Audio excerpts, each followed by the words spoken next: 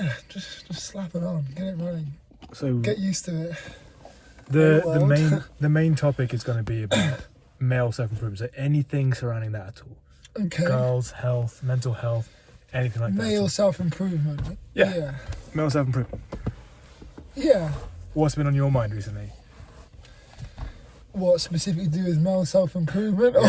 Or anything in general? Tough question. We could tie it in. Question. Yeah, we can tie it in. I mean, what's been on my mind recently in the self-help, how I've been trying to improve myself recently. Yeah. Would be mostly self-image stuff. Okay. I think I found that like profoundly influential on how I live my life so far. I'd say probably self-image, but it's a kind of a weird one because it makes no sense if you don't really understand what it is. Like if someone came up to me like a year ago and just said like, bro, you need to like change the way you think about yourself, I'm like, shut up. What are you talking about? Yeah. But now I understand it. And now like I understand, you know, the things that govern how your mind works. Like I don't know. I like to think of your brain, your body as a computer, as a software, as a system, right? That functions and governs by certain principles, and some of those principles are things like habits and things like, you know. So like obviously before they did the studies that confirmed that habits took 21 days to form.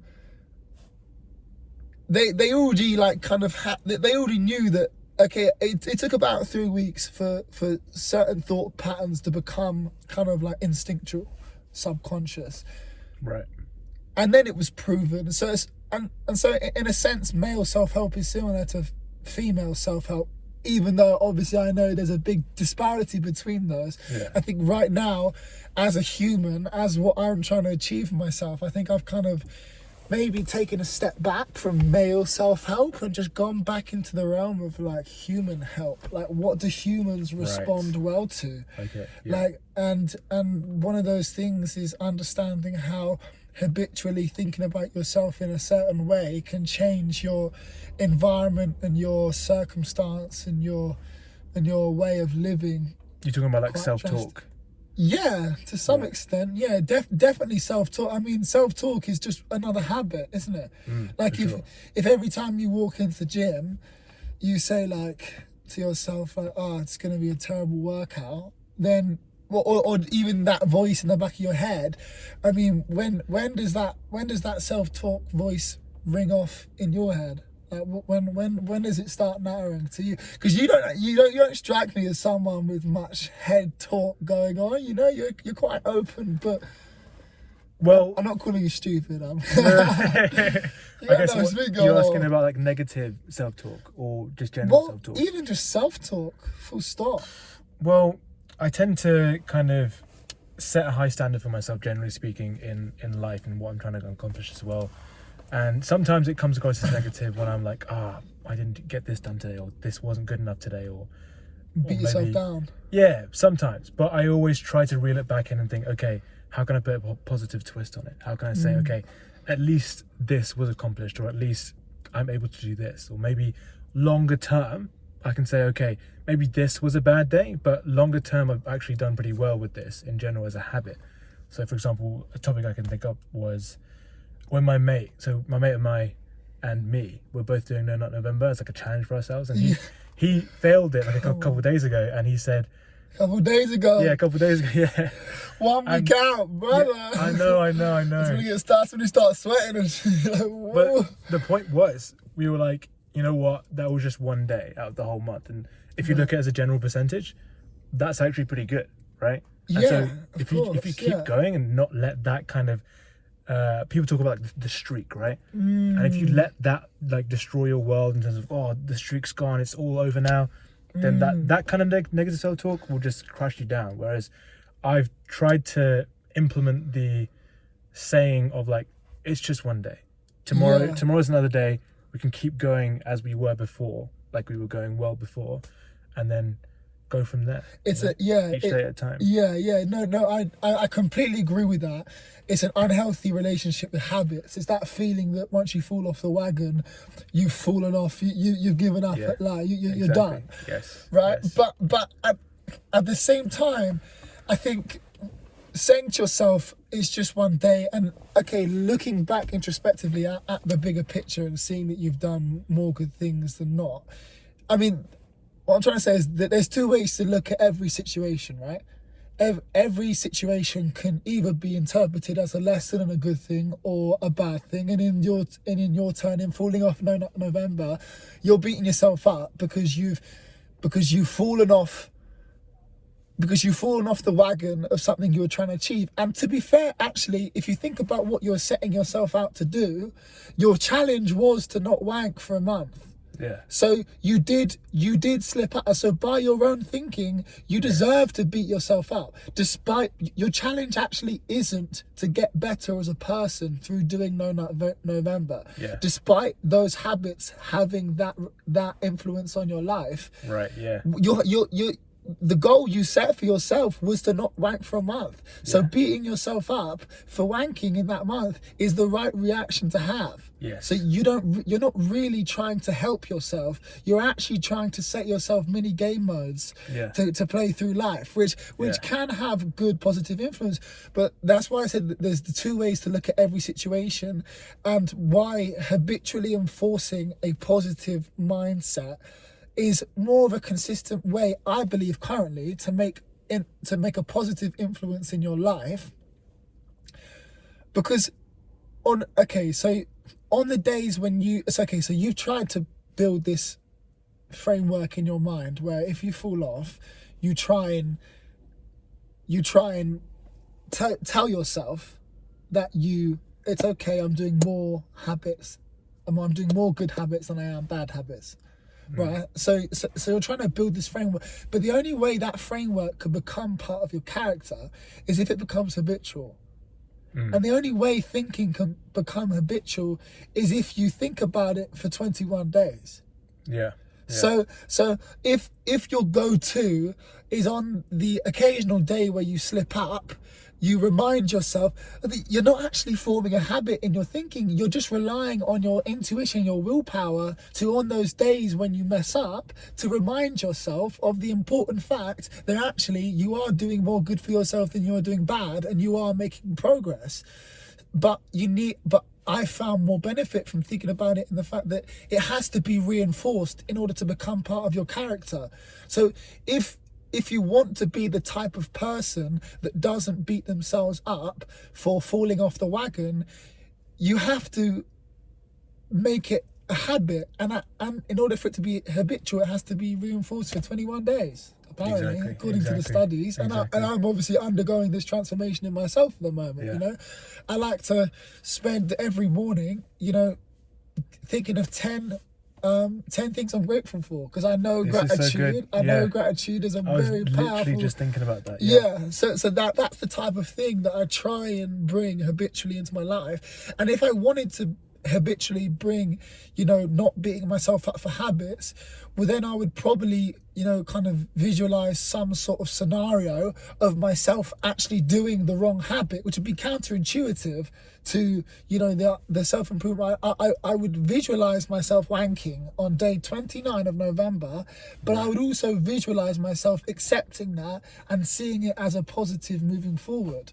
Right. But you can see how No Nut November is completely counterintuitive to actually improving yourself, because you can't deny someone for beating themselves up, even though, because they set themselves that challenge, but they weren't really doing it to help themselves. They were doing it just to do a challenge. Yeah. So you're saying like the real goal is to be like, okay, I'm not gonna do this for the majority of the time. In general, it's gonna help my health and mental health and things like that. The focus should be on that. The real goal should be changing the way you think on a day-to-day basis. 100%. Not just reacting. Yeah. Because if you're reacting, you're just at the whim of, you become emotional. You're acting from a place of emotion versus choosing how you want to dictate and live every day is something that you can stick by, and it's something you can maintain through enforcing it to yourself every day. And I try to do this through visualizations. I think that's one of the best ways of doing it. But yeah, like you said, you know, gratitude is something I'm really trying to bring into my life more seriously, because it's like liquid euphoria, apparently. So you're doing this right now, gratitude journaling? I gave up on gratitude journaling because I found the act of journaling too distractive from the actual emotion of feeling gratitude. Okay. So I understood that I needed to feel the emotion of gratitude in order to bring it into my life, right? You know, you can't just say I'm grateful for something but not feel it. Okay. You need to feel grateful for something in order for the circuitry in your brain to fire off that sensation of gratitude that actually reminds your body of what it feels, so that you can do that enough for that process to become instinctive. Right, and so writing isn't the one that resonates with you?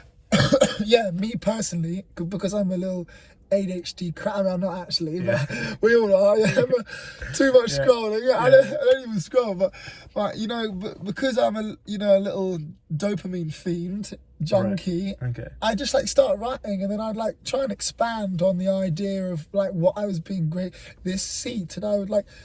And at some point I thought expanding on the point of gratitude was the right way of feeling it. So I'd be like, right, now let me think about, you know, the workers in the factory that made this chair, and like the reason why I'm great. And then I'd expand it so much far away from the reason why I actually initially cultivated that thought of gratification, I'd kind of lose track of what I was grateful for. Yeah, okay, so I just gave up on, I didn't find it, I did gratitude journal for a while, and I did find it was like, it seemed right, but actually I think just kind of like quick firing 10 things, I just do it on my fingers. So when I wake up. Oh, this is how you do it now? Yeah, that's how I do it now. Cool. I was going to ask. Yeah. While I meditate or something, I'll set so before I can meditate, I need to. I'll meditate for 10 minutes, just doing like a physical body relaxation. Right. So I'll do like a body scan, and I'll like loosen every part of my body, and I'll make myself, and then I'll use a visualization technique to deepen my sense of relaxation, right? Okay. And so after those, and I do that for 10 minutes. And then after that 10 minutes, that's when I bring in my first thought exercise, because I feel your body needs to be relaxed in order for your mind to work. So this is first thing in the morning? Properly. This is whenever, ideally first thing in the morning, right? Okay. Obviously, we're not always as structured as we like to be, but to be honest, as long as I do it in the day, I mean, out of the last 21 days, I think I've missed it 2 or 3 times, so that's pretty good going. That's become pretty kind of like solid. I've been pretty serious, and I think part of the reason why it works for me is because I'm not sat with a book with my pen getting myself to scribble down. I can do it in bed. I don't have to be up in my like cold ass house, like sat on a chair. That's like true. I'm gonna put, it's just like, so I can just knock out 10 things, and I do try and think about it and savor the moment. But the second I stop savoring it, I feel the gratitude leaving my body, and then I know it's gone. Right. And so then I get more gratitude from thinking about another thing. So instead of like writing down 3 things, which I know is the standard procedure, I think through about 10 things, and I've had more kind of like creative insight about things I've been grateful for through doing that, because it feels less pressured. It feels I can just like kind of list off things that I'm grateful for, purely because that's just how I felt right there and then, and it usually has some significance to me because that's how I was feeling. Fair enough. So do you feel like it's individual, like the uniqueness of, I like doing it like thinking, I like doing it like writing, like I like doing it sometimes where I'll record, like similar to this in the car, I'll record like a little voice note of what my day was like, and included in that might often be something I was grateful for. I do that all the time, bro. I do that I record myself like pep talks. Okay, so like if there's like a concept that I wouldn't be able to get it down coherently if I started journaling it. Like if I just wanted to like give myself a pep talk. To be honest, it actually goes in waves. It goes in waves. So like I started writing and then I got into voice like notes and now I do more like mental When did you stuff. like start first journaling in your life? First journaling. Journaling never seemed like a very unusual kind of practice to me. It always kind of felt quite natural. So like, Me too. I think I started journaling about like 5 years intuitively. It just made sense for me to like 5 years ago or 5 years 5 old? years ago. Oh, wow. I was gonna say 5 years Yeah, old. brother. Wow. I've got 600 journals since I was 5. Yeah, no, if you saw my handwriting, you'd know I have been writing since I was 5. But yeah, no, I've probably been journaling, like kind of like journaling. Yeah, probably about 5 years, I'd say. Yeah. I mean, I wish I'd had a better framework for understanding myself and things in school, but I think you're getting fed so much information and so much stimulus from so many different angles that you don't have the time to understand. So did yourself. it help like 5 years ago? Did you have like it might not have been like well structured or anything like that, but did it help just to get your thoughts down on paper? It did. It did in a way that it gave me some sort of like satisfaction. And how old were you 5 years ago? 16. 16. Well, right. yeah, 16, 17. 16, 17. All right, okay. I turned 17. I turned 22 in December, so a couple of weeks away. Cool. But yeah, it did help. I'm not saying that it like transformed me overnight into a monk, but it was like... I asked because you don't often hear that, like people that young journaling. Yeah. I just felt I needed some sort of structure in my life. So I felt I had too much. I had too much of like a hyperactive state to keep all the things that I was interested in my mind. So I just wanted to start putting them down on paper so I'd have it as like an eternal log. And now I do look back at it and be like, shit, it's cool to know that if I wanted to go back into my 17-year-old brain, I could. Despite I flicked through the books, they're not very interesting now. Yeah. But they were very helpful at the time just to bring some sort of like structure into like the way I was thinking about things. And back then I was quite a bit more traditional self-help, which is kind of interesting because I'm kind of slating it now by saying, you know, I'm more of like a methodical approach to what helps, but back then it was like habit trackers, like 10 things down the margin, you know, 4 weeks worth of dates and just tick the box. Do that as much as possible. The standard, huh? Yeah, and I think actually COVID was why I went ham on like habits and stuff. I think that's when I had enough time to build that foundation for yourself before adding back the complexities of life. Right. You know, that came with a busy schedule and stuff. Okay, yeah, I see, yeah. So I managed to build up enough of a foundation. But how long have you been journaling for? Here's I the presume thing. you have. I mean, yeah. A long time ago, when I was like 11 or 12, I started writing. Like, this is embarrassing to admit, but I would just basically like bitch about my family and shit like that, and talk about my brother's so annoying because this and this. You were typing. Yeah, it was like a word doc. Yeah, I typed it out on a word doc. I don't know what I was doing, but it felt good to just vent my feelings on this like document that I knew no one would read. And it was just, I don't know what it was at the time, but it was just, I guess it was looking back, I can say, okay, that was kind of like journaling. That is, right? That's definitely journaling. And the key to it was the fact that you thought that no one was going to read it. Yeah, exactly. That is the key to it. It's like, if someone starts, like, when you explain journaling to someone that has no concept of journaling, and a lot of people have no concept of journaling, I think that's why it's a bit of a touch and go subject to people that aren't like, interest in the self-help space. I think there is a big spectrum of people that sit somewhere along this line that receive certain amounts of help from things like self-help. Because I know a lot of people that live great lives that never even heard of journaling and call me a weirdo, right? But they say, but it gives me a lot of benefit, when you explain the concept of journaling to them, they're just like, what? Like, what are you talking about? Yeah. But but I think the core to it, to make someone like that understand, is just like no one's going to read it. Like, it's you and your mind. And it's like, if you had to write, like, imagine you got a weekly newsletter on, you know, whatever was relevant to your own life. That's like reading your weekly report, apart from obviously you get to write it. And the fact that you're writing it influences the fact of what the next kind of chapter is on the news, what the next month's newsletter is going to look like. For sure.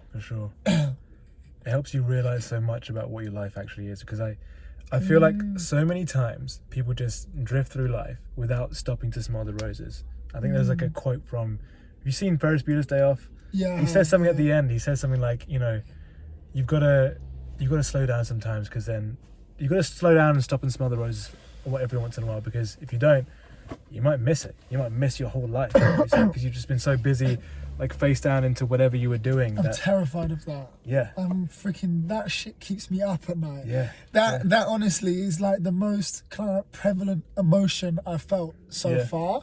Is this like this look, like looking into the future and thinking, not only do I know comparatively time is exponentially speeding up. Yeah. Well, like the perception of time. Yeah, your perception of time speeds up, because, you know, I speak to friends, bosses, you know, who were like, brother, like, I felt 20 last week. I'm 40 now, you know? And like, if you think that went quick, like, just wait until you see how quick the next chapter is. It's such an interesting thing that every single day is 24 hours long. Yeah. But every single 24 hours makes, you know, as the years kind of go by, time just comparatively get shorter, you know, because partly because your expectation of how much you've got left. So you tell yourself it's running out, which is one of the things that changing the way you think is a very powerful way in changing the perception of how much time you have left. Because I know that certain people who change the way they deem have, like, and obviously this has influence on your physical, mental, all type. You like literally your body will not decay as fast if you're someone that holds positive thoughts about the future in your head. That's true. Like, can we stop and think about it? Can we smell that rose for a little bit? You know, like that is wild to me, but obviously makes perfect sense, because your body is a very intelligent organism reacting to every sort of stress that you put it through. People can die of stress. People die of stress. We hear these like stories of like people's hair turning white like the day before they're gonna like be executed or whatever. Yeah. Shit like that, you know? Yeah. People die of heartbreak. Yeah. You know, people literally after their partner goes, they literally kind of are filled with so much pain that they leave like I'm sure there would probably be an interesting statistic on like old couples that die very close ages. You know, like, that's the thing. Like married, completely different ages, married at random times, from completely different backgrounds. Yeah. But eventually, when their paths cross and intertwine, and one of them leaves, at that point they're connected, and you know they die of stress. Exactly. Wild. And this kind of leaves one like an interesting topic, which is kind of self-image related, right? Is not thought about as much in the self-help space, but I think it's quite interesting, is hypnotism. Okay. Hypnotism is the kind of like epitome of what self-help would love to be able to accomplish. Because people that can be, because if you've seen people hypnotized, there is a lot of studies done on not only like the physical repercussions of being hypnotized. So obviously, people use hypnotization like therapy to stop smoking and to stop bad habits, right? Because they change their perception of their self. Also, hypnotists, and this is like proven in studies, hypnotists can convince a person that they're being poked with a hot poker, and they're actually touching them with a finger, and the skin will blister. Really? They did university studies. Wow. They did university studies of kids putting one of their hands in, and this is like a pretty common, like easy to reproduce study, one of their hands in a ice cold bucket of water, believing it's an cold bucket of water, and seeing their temperature in that specific organ go down. Wow. But obviously the skin callousing is a pretty mad one, because you think there must be some sort of, no, the physical body will react. So if you understand how much the physical body can react to things like mental stimulus, you need to understand how much the mental can react to types of belief and stimulus that it really kind of believes. 100%. And the only difference between someone that is hypnotized. This is in the book all about kind of the self-image, which is by Maxwell Maltz. It's called Psycho-Cybernetics. I have that book. I haven't read it yet. But... Oh, brother, get your hands on that. He calls it dehypnotization, because the way you get rid of your limiting beliefs is to acknowledge what you're truly capable of. Yeah. And people in a lot of studies are hypnotized, actually being dehypnotized, right? They're hypnotized into believing they're much stronger than they are. And people that were previously couldn't lift a barbell with that much weight on could now lift 40% more than they thought they could. I don't know if you've ever heard the stories about women lifting cars off their families and stuff. Yes.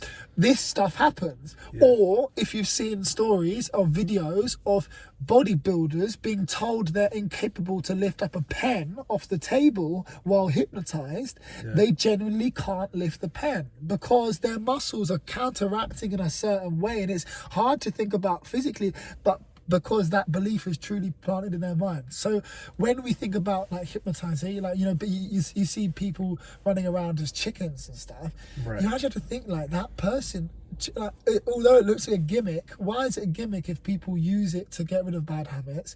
And why is it a gimmick if it's scientifically studied to make people believe certain things about themselves, aka instantaneously changing their self-image? And the repercussions of that is people can dehypnotize themselves from the false beliefs they have about themselves, like the things that they can't be successful, or they can't be happy all the time, or they can't be capable of running a venture capital fund, or whatever your personal goal is. That's mine, but whatever your goal is, that's kind of you are hypnotized whether you like it or not. But those beliefs have been absorbed through your environment, and you might need to go on the process of dehypnotizing yourself or hypnotizing yourself into believing who you truly are and who you want to be, and seeing that effect. And if it can affect your physical body like the way it does, and you've seen and people have seen the way it can affect people's mental ability to do simple tasks, and like we said, right, those mothers like that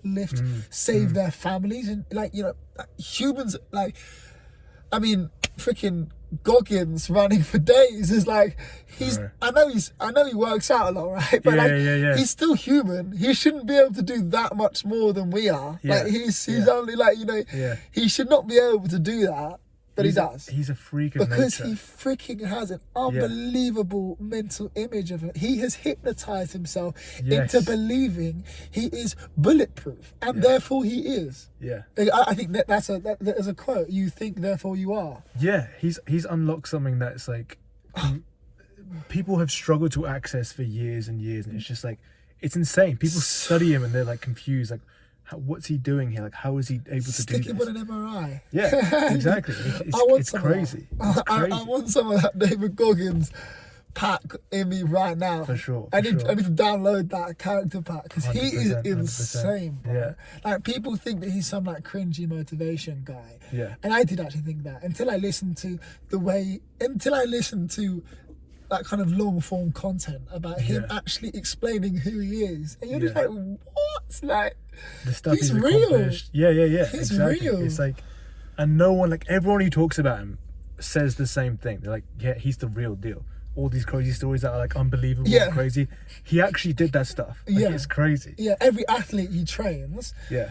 Like, you think of like MMA, MMA fighters as kind of elite level athletes. They have to be conditioned to a ridiculous level. And yet, like, no athlete from any sport can compete with his level of conditioning. He makes them crumble. He he does like a week long like conditioning course, and you know Tony Ferguson, he's a MMA fighter. No. He's like the one athlete that's been able to actually see it through. But like he takes on, you know, I'm sure he brings on ballers, he brings on all, like anyone's welcome to go and train with him. He's like, you know, he's always up to train with anyone. You know, he's gonna be doing it anyway. Yeah. But there's only one guy that managed to compete out from for a week. Yeah. Yeah. You know, and everyone else breaks. Yeah. What's going on inside his head? Yeah, it's crazy. It's crazy how he meditates for 2 hours apparently. Sorry to cut you off. Really? But I was so grateful when I heard that, because I like seeing that reaffirmed in like people that I respect. Yes. Like he meditates 2 hours a night to get his mind in check. Yes.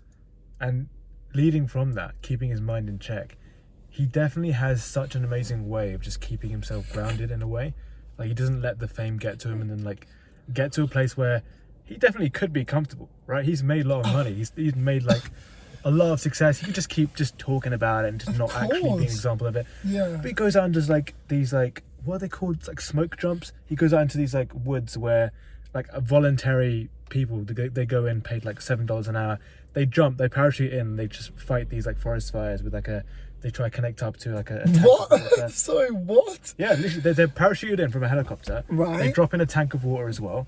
They drop in a tank of water. Yeah. Okay. They connect up the hose pipe, and he has to just like survive in this wilderness. In a smoky wilderness. Yeah. And smoky he's like paid $7 forest an fire. hour. Yeah. Or $7 an hour. Hell is that? He just does it for fun. He just Is that even smart? Does stuff.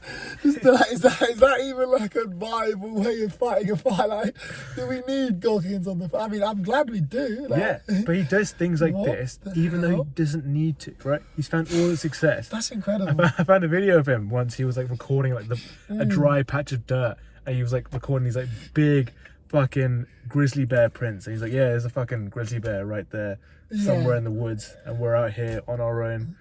Yeah, it's just like cool. Like, wow. where is your fear of death? Like, yeah, bro. Like he does not need to do any of this anymore, but he still does. Just to, like, is that to be grounded? the example. And because I do see how I completely respect how he hasn't fallen into comfort. Yeah. I completely respect that, because so many people get comfortable, especially with that level of success. So I respect that he's doing. But is that grounded, or is that like, is he a maniac? I mean, he would say he's a maniac. Yeah, he would say I'm crazy, you know. But you know, is grounded the right word? Did he explain that kind of lack of, like, not respect, but like lack of appreciation for your God-given life? You know, I guess he would risk so much. He's always going to so little compared to what he has. Yeah, I guess he's always going to want to do the hard thing, just to prove a point to the people who have to do the hard thing. Yeah. Right? Yeah. Do you know what I'm saying? Like, maybe you're an athlete and you have to do the hard thing, or you like, you're poor and you have to do the hard thing to get by and feed your family and all that. So to prove who he is, I feel like he goes out there and just finds things that are the example of what he represents. To kind of show that.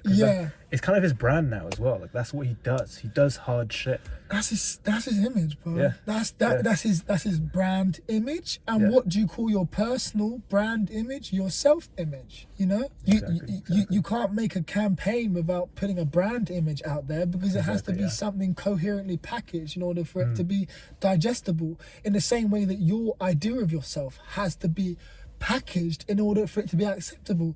And in order for it to be packaged, you have to know what it is. You have to have an idea of that final thing, that goal that you're striving for, and then you can reinforce that. I mean, he's ridiculous, but his image of himself is that I will continue to do the most insane shit until I die, because that is who I am. Yeah. And so his brand image is aligned with his self-image, which is kind of a form of like self-liberation. Yes. I mean, that's kind of like the So dream. part of the reason he does these things is so he can accept himself for who he is. Exactly. And I'd love to have him in the back. Yeah, what do you like, David? And then One day one day we'll have him on this podcast. We can squeeze him in. I'd love to hear what he thinks about his self-image. Like, does he decide who he is? Is he happy who he is? Yeah, I'm sure he is. Oh, he probably says some shit like, fuck being happy. Yeah. I'm got you. but like, is he... does he still strive to be someone other than he is, or has he crafted his self-image so meticulously and put in so much work into who he needs to become that he's so undeniably himself that no one could take anything away from him? That's interesting. He's put in so much work to. Not only, I mean, obviously he knew who he was, but we all know who we want to become deep down. We might be clouded in these states of like mental fog and brain fog and feel like, physically we're lacking some capacity in order to get there. But I think deep down you always have an innate sense of who you truly are. Like that thing that's unwavering, that thing that's unchanging. I mean, that thing that you can never turn off your consciousness. You're like, and he's put so much work into becoming that person that he's just like undeniably crazy. I think like who he wants to be and who he is like very aligned. Yeah. Whereas for a lot of people it isn't, and that's where they kind of, I don't know. That's where self-help comes in. Yeah, exactly. That maybe they feel empty in that way. Maybe they just don't resonate with, or they're not proud of themselves, right?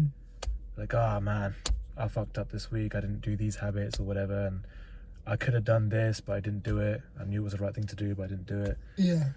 Things like that, I guess, isn't it? So how do you cultivate self-esteem? Because not being proud of yourself is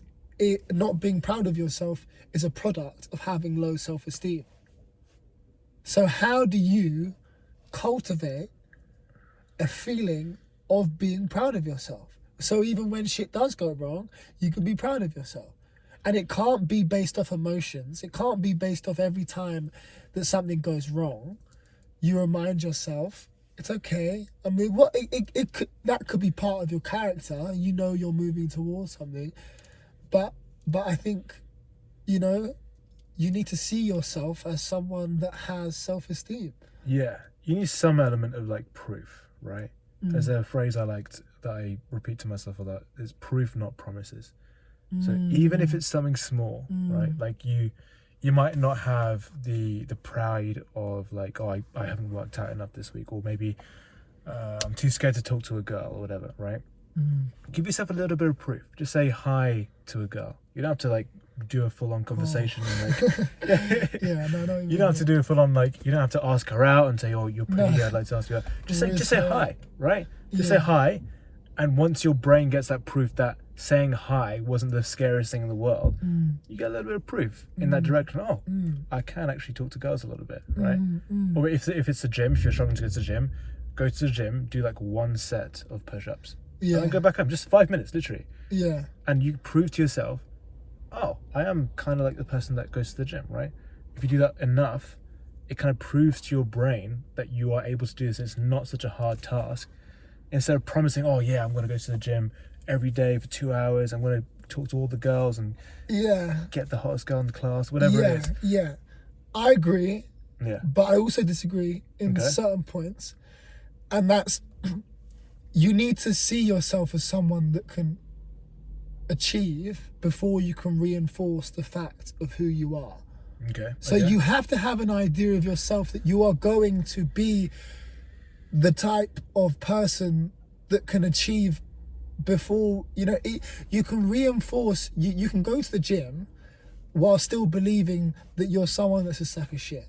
Right, yeah. And you can go to the gym and you can do your one set, and you can say, okay, I did one set, and I reinforced that, I can do that, but I still believe I'm a sack of shit. Yeah. I think it has to be aligned with the fact you have There's to. two things, isn't you there? have to start changing the way you see yourself, and then just as importantly is being in the journey mode of that goal, of that side quest, which is putting the work in and proving it to yourself.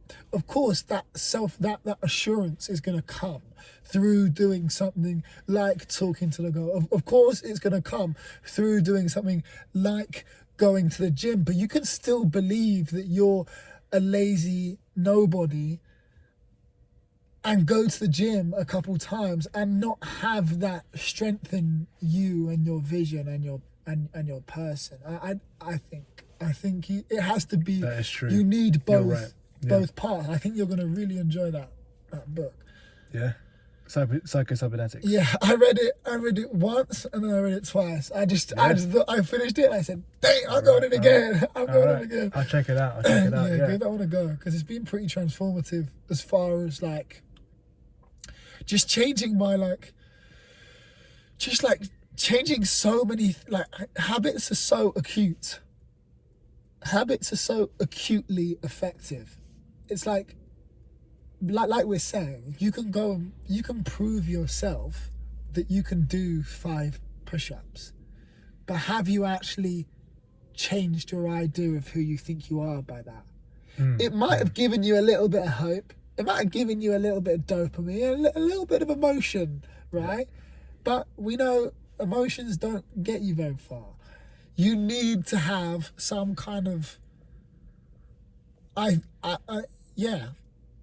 mean, I'm talking like I've figured it all out. But no. Those two things are very important. I felt those personally in my life. I feel first seeing who I want to be and then reaffirming that through my actions are the two ingredients that are needed for success. And I haven't achieved huge amounts of success in my life, but for the areas where I do feel like I have excelled, it's because of those two things. Yeah. And I might have just been dropping some negative self-talk in there subtly to try and not make myself seem too egotistical and say I haven't achieved much, because I haven't. But you're always gonna say that about yourself. I think, a lot of my friends. How do you balance the negative and the positive self-talk? Because at some points in my life, I'm like, am I gonna go to the gym? Oh, come on, don't be a pussy. Let's go to the gym, Yeah. And some people could say, oh, that's negative, too negative, or, well, it got me to the gym. For me, it worked. Yeah. Right? Maybe it could get to a level where it's bad, but there's certain types of negative self-talk that I can be like, there's a very obvious answer to that, which is, does it align you with your goal? Exactly. Does it align you with your mission? Because you're going to truly know. Like right now, I'm focused on things that are not, even though I kind of, if you read my journal a year ago, the idea of, being that OG in the gym, it is something that I'm going to do for life. But when this is what kind of changing my self-image has really helped me build, is an understanding of my priorities. And if something is of higher priority than another one of my goals, your self-image will put that in frame. It will put that, actually, is that time that you're going to spend at the gym justification, even though you're doing one of your habits? Oh, good, you can tick your habit box off. Good job, Dylan. You've done your habit for the day. Yeah, but did you get closer to your goal? Did you achieve what you set out to achieve, or did you just gamify the process of doing shit every day? Okay. So. What do you mean by that? I'm not quite. I mean, did you set the linear goal of doing something every day as a habit? Because, is that habit truly aligned with making you who you want to be? And is doing that thing every day really making you the person you want to be? Or is maybe, and you have to have a good understanding of who you want to be and have that enforced before you can start to rely on your image like that. But before it can start to dictate you in a way that you know is right for you.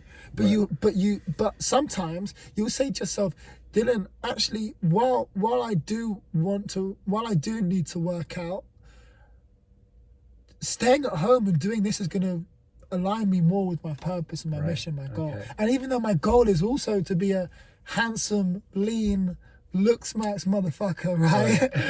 you kind of got to stay home and do this higher priority task. Right. And right now, that's really helping me because I've kind of fucked off going out. Right. I'm just like, actually, my priorities have become so much more important to me that, like, the idea of sitting in a pub is repulsive. Yeah. I mean, like, it's like even going to the gym. Like today, I was like, God, habitually I feel this instinctive, like this instinctive feeling to go, and I said, oh, good, that's my drive to go exercise. Yeah. But then I thought about my goals, and I realized, no, your time can be better productively spent in the area that you most want to make progress, and that desire has to be kind of like annoyingly quite single-mindedly focused.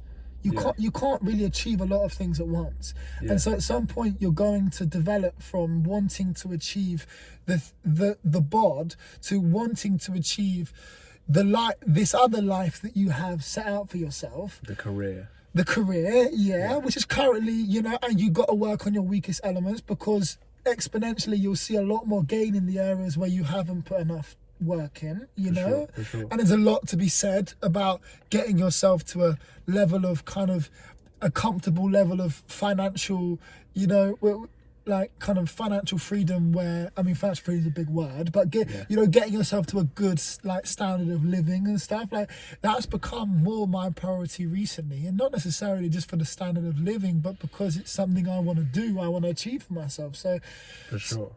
That's kind of coming. That's where my positive and negative thoughts has come in, because positive and negative thoughts are only negative from the person that's interpreting it. Relative. It's relative. You interpret calling yourself a pussy a motivation. Yeah. So I respect that. Yes. And someone else will call themselves a pussy and I think, why call myself that? Does it help you get to your goal? Exactly. Right. So you're going to step back at some point and like reassess what your priority is in terms of what you're chasing as a goal sometimes. That's such a good thing. Yeah. And in order to do that, you have to wake up every day and think about who you want to be. Yeah. Until who you want to be becomes habitually instinctive to who you are. Yeah. Exactly, 100%. That reminds me of like the different chapters of my life where I focus on different things. Like there've been periods of time where I was like, I want to get good at running. I want to get my running time down. Right. I want to get a good 5K time. Then I was like, okay, I want to play basketball. I want to get good at that. Yeah. Right? And then basketball? Yeah. Yeah, you can. Yeah. Can you dunk? I almost could. I could dunk a size 5 basketball. Right, a little bit. Which is like, for my height, that's impressive, isn't it? Good, but I'm tall. I cannot jump, bro. Yeah. I'm the stereotype. I can't jump. It's hard to learn. It's like I think jumping is not. Jumping's not easy, bro. It's not easy. But yeah. Even after that, I broke my ankle one year, and I was like, what else can I do? Things have changed. And I was like, okay, I started doing salsa. I spent a year getting good at salsa, and I was like really proud of it. And then it switched, Yeah. Different priorities, different times, Yeah. So now I'm focusing on a YouTube career. I'm doing a bit of jiu-jitsu on the side, so focusing on that as my like main hobby. And does that fulfill you as a goal? Yeah. Do you and in order, you need to be able to feel your fulfillment. Like if you can't feel it, it's not fulfilling to you. Yeah. I guess it kind of like the clues in the word, like fulfilling. It fills you up. Yeah. You feel it. And this is like going back and assessing if you are truly aligned with your goals, because sometimes you'll actually be doing work that's productive to your goal, but you'll feel really unmotivated towards it. You'll be like I'm doing what I'm supposed to be doing, but why does it feel like I'm procrastinating? It's like I'm like, okay, I'm doing a task like which I previous me would have considered productive. Yeah. But right now, I've got this feeling that I'm procrastinating. And it's because even though you're doing a task which is kind of like was kind of set to your goal, you're actually deviating slightly from your mission and purpose. But previous you would have perceived that as kind of like being on track. So like for one example, right? So I do a lot of kind of like crypto market research. Okay. Right. And that's what I like to spend a lot of my time on at the moment. And sometimes I'll be like deep into some like research papers and stuff, white papers and all this stuff, and I'll be like, fuck, this shit I'm doing is so nerdy and so like productive. If you'd spoken to me a month ago, the idea that I'd be doing this stuff for fun is like completely foreign. But why do I feel like I'm wasting my time? And then I'll like stop and I'll sit back and I'll think about the reasons why I'm doing the stuff I'm doing, you know, my goals, my image, like, you know, who I really want to be, and I'll reassess, actually, is that task I'm doing right now, or actually is that task I'm doing taking me to a different goal? So, and this is where the whole kind of non-linear habit tracking comes in, because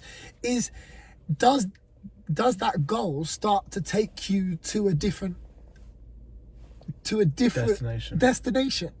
Despite it being the right activity, is it beginning to take you to a different destination?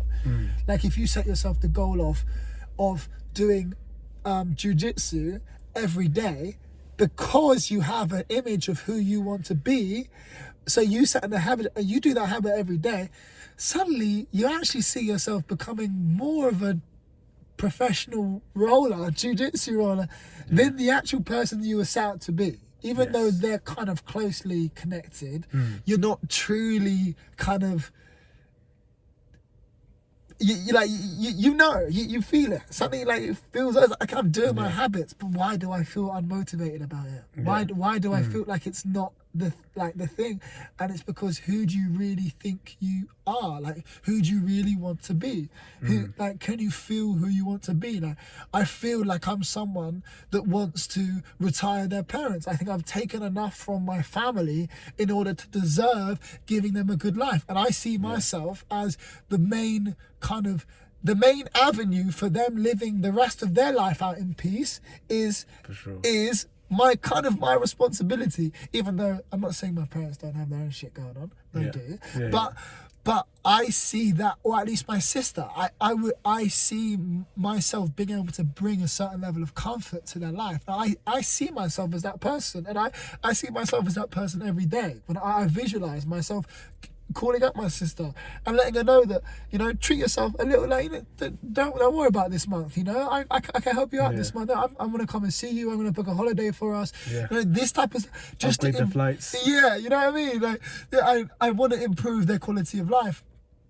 And because I feel like I've taken enough from my and I've put them through enough hell by being a shitty child at times, you know, like by being an absolute pain in the head, because I was a pain in my neck to myself. So how much of a pain in the neck I was to them, I can't imagine how annoying it would be to be around someone so draining when I was down and low. And I feel that, you know, I want to give back. And since reminding myself, waking up every day, that that's something I want to do and that's something I want to achieve, sometimes that when I'm reading certain white paper, I think, actually, am I turning myself into some freaking, you know, web designer, or am I turning myself into someone that retires their parents? Which one do you want to do? Because you have to be single-minded. And at some point, some of these goals that you're ticking off your habit tracker are going to be turning you into someone other than who you really want to be. And the only way you can remind yourself of that is by thinking of it every day. You know, reassess. Reassessing and reminding, and, you know, like being kind of obsessive. But obsessive has negative connotation. I don't think you need to be obsessive. I think people use that word, it's kind of glorified. It's like sexy to be obsessive about. I'm so obsessive about gym. Like I'm messed up with how much I work out. It's like, all right, buddy. Yeah. Go check yourself out. True. But I guess by an average person's standard, you are obsessed. You are obsessive about who you want to be, about what you're doing. Yeah, to a certain extent, it's got to be a drive that's in you to be, you know, I want to have something that's worthwhile. Like, I see in the gym sometimes people have a goal of being, I just want to get slightly toned. Yeah. It's just a bit of a weak goal. You're not really motivated to go to the gym every day. Whereas if you want something like actually like, this is my 10 out of 10 physique, whatever it looks like, right? It doesn't have to be bodybuilder physique. It doesn't have to be like whatever, powerlifting, whatever. Like, okay, I want a good body for playing basketball, right? I want like the top tier physique for playing basketball, for example, right? If you set that goal, that's a lofty enough goal to be in the gym every day and be like, I'm chasing that goal. I want to get it. Every day I'm in there. I'm really like single-mindedly focusing on it and obsessive about it. Yeah. And that's where it comes. You've got to set those ambitious goals. Ambitious, yeah, bro. Yeah. And that is so important. It is so important to have goals that are worth putting your shorts on a -5 day and getting yourself out of there. Because are you going to do that if your ambition is to run 3 park runs, right? Or is your goal, to be an elite athlete, know? And obviously there has to be another important part of this is being realistic with your goals, right? But the main thing people miss when they talk about realistically setting ambitious goals is it's not realistic to the person you currently are. It's the realistic, you have to acknowledge what you're truly capable of before you can set a realistic goal.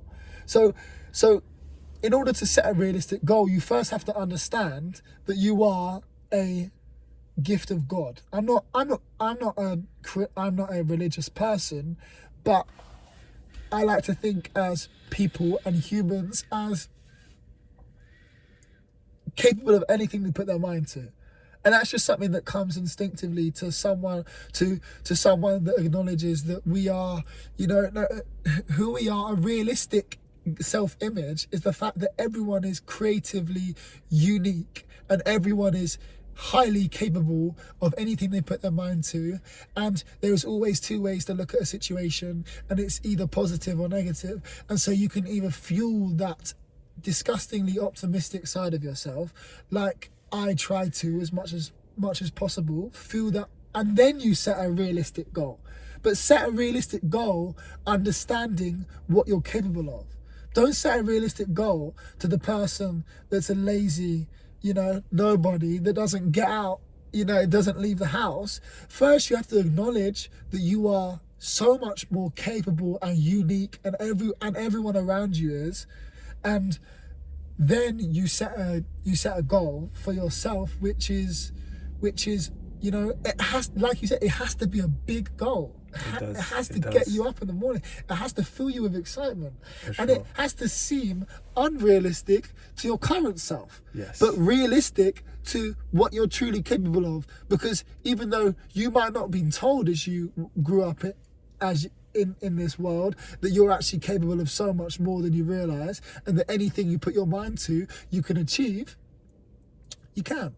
For sure. And even though I don't fully believe that, I'm starting to, the power of belief. Starting, especially talking to people like you, that have such good outlooks on, just like that. There's always a right decision. There's always a right thing to do. Yes.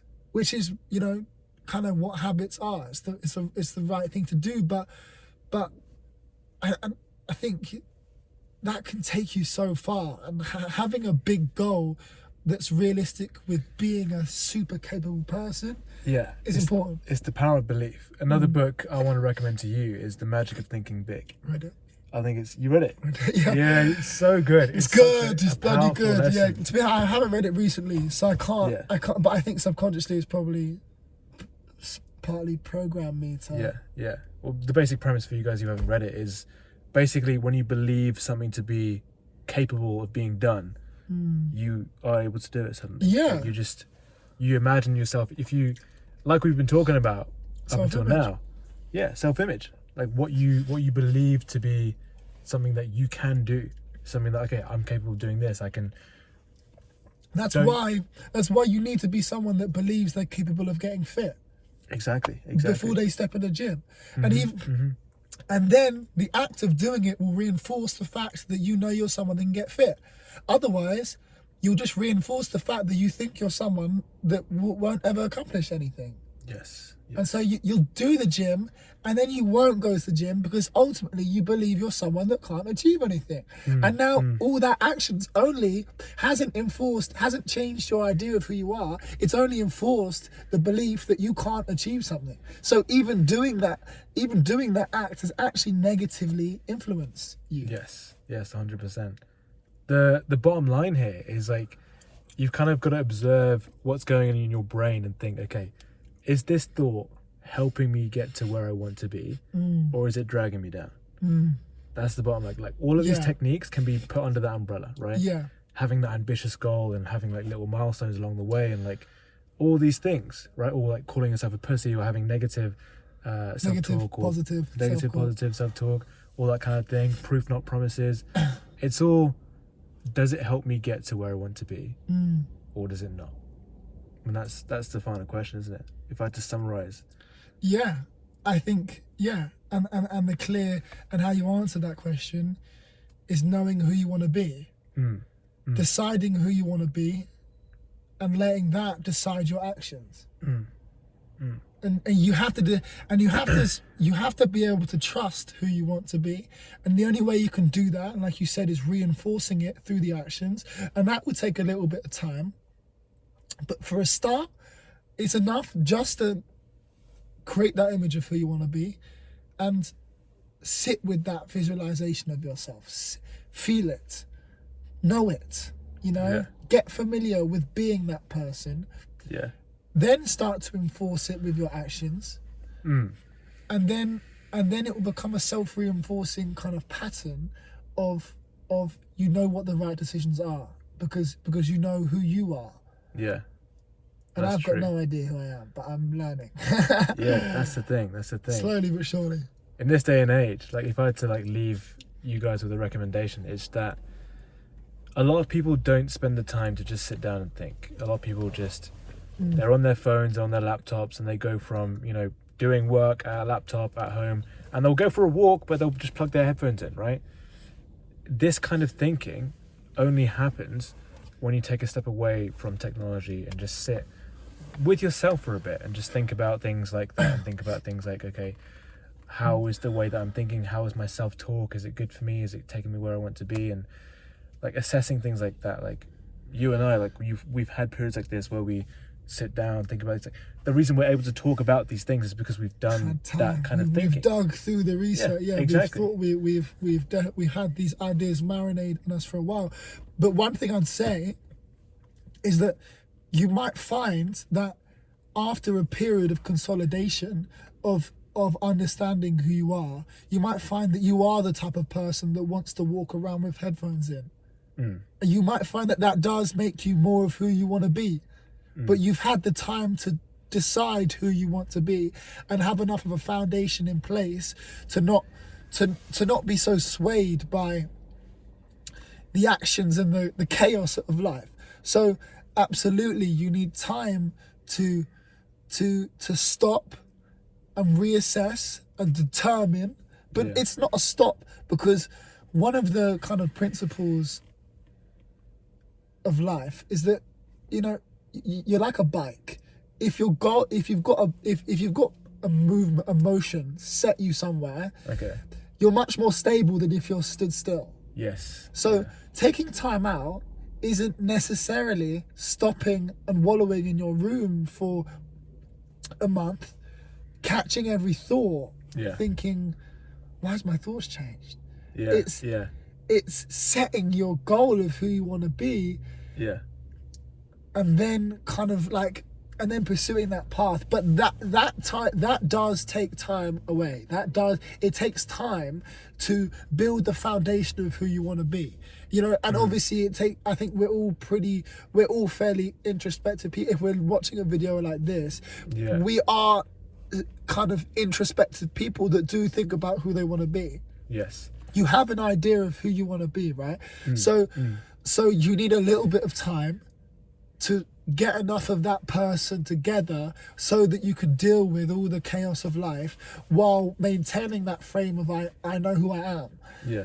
But but yeah, I just want to say, like, you know, like people hate on like you, like, oh, you don't have any time to think for yourself, and I do spend time in silence in the same way I do spend time listening to music, because that is aligned with who I want to be, you know. For sure. Yeah. I like the idea of shower thoughts. It's like a nice way of, like, we all know those kind of thoughts that come up in the shower where there's nothing around, so there's like very interesting thoughts kind of bubble up out of nowhere without even intentionally thinking about it. And it's so great to have some point in your day where that comes up. Shower, guys, please shower. Keep showering. So even if it Top is tip, that one. even if it is 5 minutes a day, yeah, literally just like walk around the block, or in the shower, just think about, okay, here's what I'm doing in my life right now, and you know, here's how it makes me feel, and here's how it benefits me, and here's how that goes. And yeah, but don't make that a habit for cultivating overthinking. Yeah, don't that's the balance, isn't it? Don't habitually formulate overthinking into your day.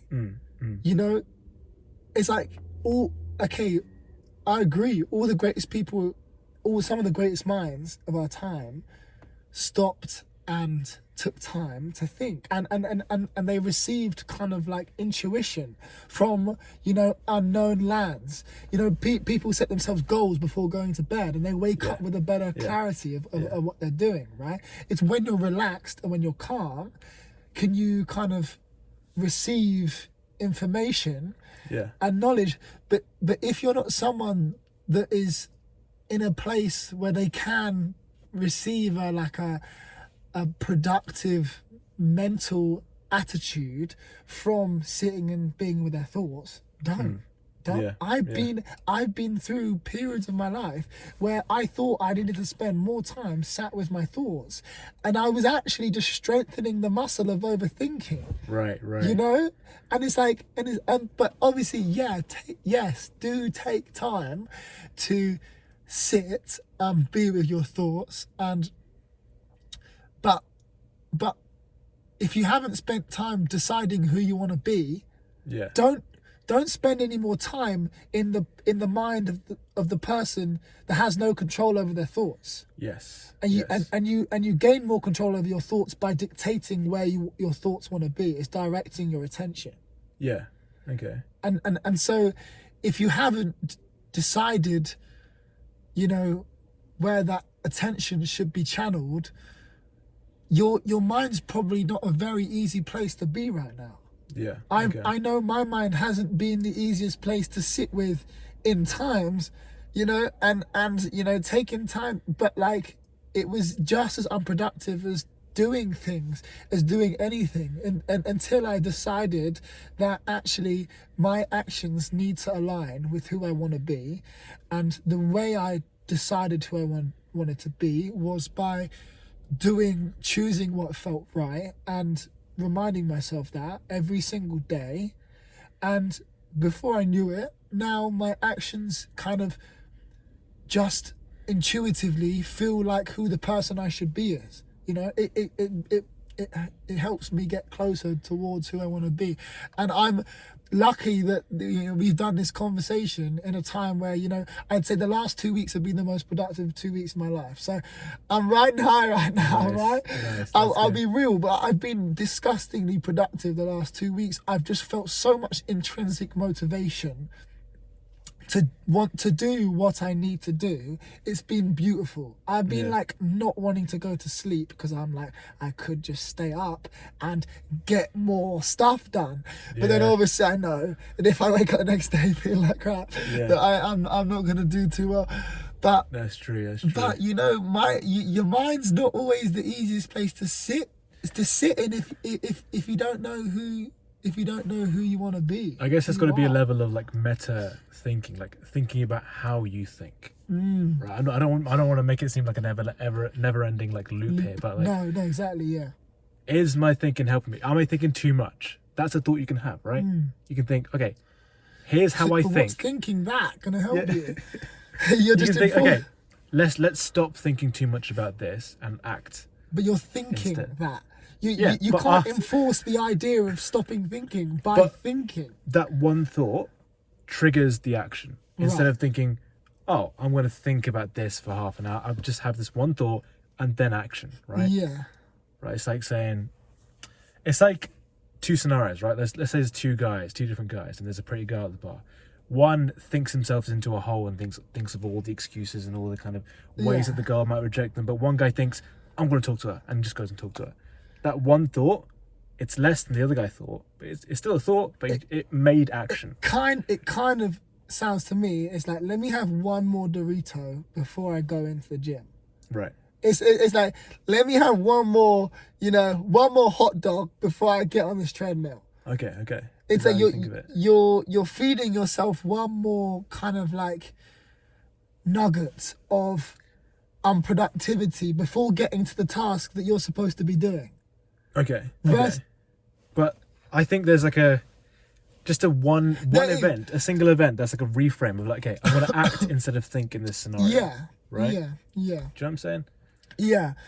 But I think most of the people that are thinking like that in that scenario are not gaining benefit from choosing to direct their mind in that very situation. As far as I think, I don't know what I'm getting at.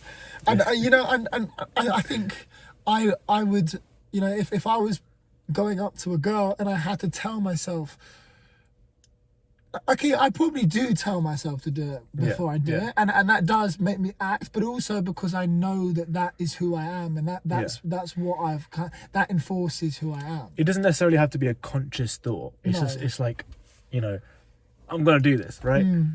I think you know what I mean. I think we're saying the same thing. We're saying the same thing, but we're using different words. Yeah, but that's about it. Yeah.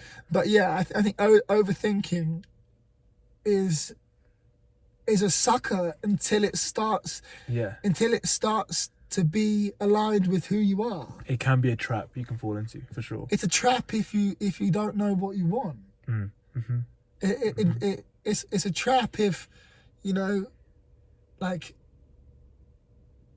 I think overthinking has done a lot for me in the same way that I think it's a necessary evil that will spur you on to getting back on track. Because the fact that you're overthinking is a good thing. Because the fact that your brain is ringing off while you sit around and don't do the things you're supposed to. Because if your brain was thinking happy thoughts, you wouldn't be complaining about overthinking.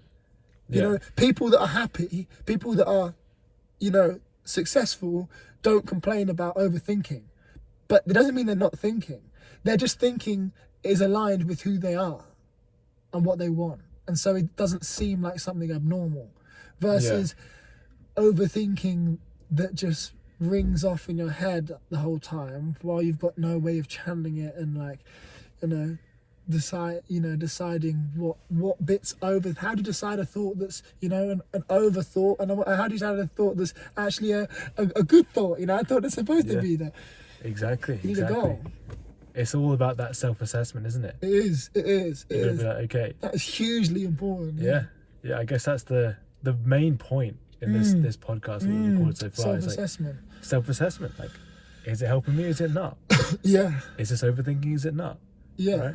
It's just gonna. How do you decide that? Knowing who you want to be. Exactly, and over time, experience tells you. It reinforces it. Yeah, exactly. It reinforces that person you want to be because you have an idea of it. Yeah. If you don't have an idea of who you want to be, the action can never enforce it. It's just an action. Yeah, for sure. Yeah. Crikey. That's good. That was fun. Yeah. What are you gonna do with this? Post on YouTube. What the full long? I don't know. I might clip up into little clips and see how that does. Chop it out. I might just put the whole thing up, and then, some podcasts put up clips before they put up the actual full thing. Yeah, just a test. I might do that. Yeah. I don't know how the algorithm works, but there's a dark art to that stuff. So. Yeah, exactly. I hope you can make it work. Exactly. Yeah. I don't know if I should make a separate channel for it or post it on the same channel. I'm not sure what I should do. Do as clips. Clips. Yeah. Nice, bro. Well, yeah. I hope that goes well. I mean, like, who do you think you are? Like, who do you see yourself as? How do you decide if your actions align with your purpose? So who I want to be is someone who helps the most people. Like, that's like one of my goals on this channel, especially, is like to help as many people as I can, because teaching for me in my life in general has been something that's really resonated with what brings me fulfillment. Like we talked about earlier, right? All the jobs I've had, I've worked at like Subway here and there. Like, coaching and teaching has been always the most fulfilling thing I've ever done. I've like coached basketball at university. I taught swimming at the leisure centre local there, and it's so fulfilling. It's so just, and to talk about something I like talking about, like these kind of topics, and if I can help people in that way and expand it to the audience of like online, which is pretty much like unlimited, that is something that like really the idea fizzes in my mind. It's so, I can tell by the way your fingers are twitching. That gets you going. It's such an amazing thought. And that's why, like, I do this, even though I'm not like getting much money. I'm not getting any money right now, right? No. It's not making money at all. And my parents are like, "Oh, what are you doing? By the way, what are you doing these days? Like, what, YouTube? Like, what? Wow, what's that kind of like?" They kind of have that. Yeah, of course. But I love it. It's like it's such a passion for me that I keep wanting to develop it and make it something that it's a skill. Yeah. You know, don't think that because you know, monetarily it's not making money that you're not getting some sort of output out of it. Oh, for sure. You are sharpening your blade with a skill. That is absolutely correct. I couldn't have said it better. Yeah, honestly, it's so good. Definitely. It's so good. Yeah. What about you? What are you trying to get done? I'm trying to get. Well, I've given away some of my cars. Yeah. I mean, obviously, I want to live a great life. I told you I'm terrified of time running out. Yeah. Oh, is that? What's he taking a photo of? I thought it was a ticket man. Oh, I don't have a ticket. I've never got a ticket here. I've been parking here for 3 years. I've never bought a ticket. Yeah. If you're watching, don't bait it. But no, I've obviously I think my fear of, my biggest fuel is my fear of living, just not living my life fully. Yeah. That's like my big, and maybe that's quite a selfish goal, but I think I can have a lot of positive influence on the world if I keep myself grounded, if I do the type of work that you've done, and you know, I have that type of outlook, that reliance on truth, because you know, true is understanding that helping people is productive for yourself. Truth is understanding that people have to be appreciated because they have the same thoughts, feelings, goals as you do. So that's not an opinion to find that good. That's true, because people can't be played like pawns. You know, they are people. They are just as unique as you are. And so I think that's why people derive so much benefit from helping people, is because it's true. You know, it helps it's authentic. It's authentic, genuine, and it yeah. acknowledges it can't be based in, you know, false ideals. You know, but my goal is, you know, I've got a lot of like, I wouldn't say, you know, my high level goal, like yours, is to help people. I think my high level goal is to make the most out of my life. I do not want to look back on my deathbed and think, oh, what are you doing? Like, I wish I hadn't wasted those 20 to 30s. Oh God, that would be terrible. There's this Kobe interview where he said, like, he was asked basically why, or like how it impacted him that he sacrificed a lot of time with his family and time with his friends, things like that, cousins, things like that. He basically said in response, he said, I didn't want to have to look back when I retired and think, you know, I could have done more. You know, he couldn't live with that thought, and so he just had to give it everything that he had. And so, like you're saying, at the end of your life, you want to be able to say that, right? You want to be able to say, I want to be able to say that. Yeah. And I want to have lived an adventure. I don't feel like ordinary life is an adventure. Yeah. And I think that is completely individual, because a lot of people can live ordinary life. Okay, ordinary. Yeah. A lot of people can live any sort of life and derive fulfillment and happiness from it. And a lot of people can live extraordinary lives and get to their deathbed and tell themselves that they wasted a bunch of time. Versus a lot of other people in their shoes would have said that was amazing. Yeah. Once again, it comes down to cultivating those habits and cultivating that idea of who you are. You know, I am someone that makes an adventure out of life, and therefore I will be someone that looks back on their deathbed and says, wow, what a ride, you know? What a story. And in my, what a story. Damn, you're like, remember when we did that weird ass podcast? That was crazy. But like, and for me, that in my story, that I see myself doing a bunch of these side quests that, you know, means I can explore, means I can adventure, means I'm not sat in an office, means I'm not, you know, tied down to a location or a time or a place, you know. Time, you know, these things I feel like are hurdles that I must overcome until I can, you know, live how I want to live. Yeah. At the same time, you know, you need to be happy along the ride, and that needs to be part of who you are. So yeah, I think primarily it's just like not making the most out of this one lifetime, understanding how precious it is, understanding how valuable it is, and having as much of a positive impact. In the same way that yours is positive, I want to have as much of a positive impact on the people that I owe it to. Fair enough. You know? I don't really owe it to my sister, but I'll sort her out. But the parents, I definitely owe them, you know. So I think that's currently, that's where I feel comfortable, kind of. That's what sits right with me. Fair enough. That's good. That is really good. Hopefully it works out. Yeah.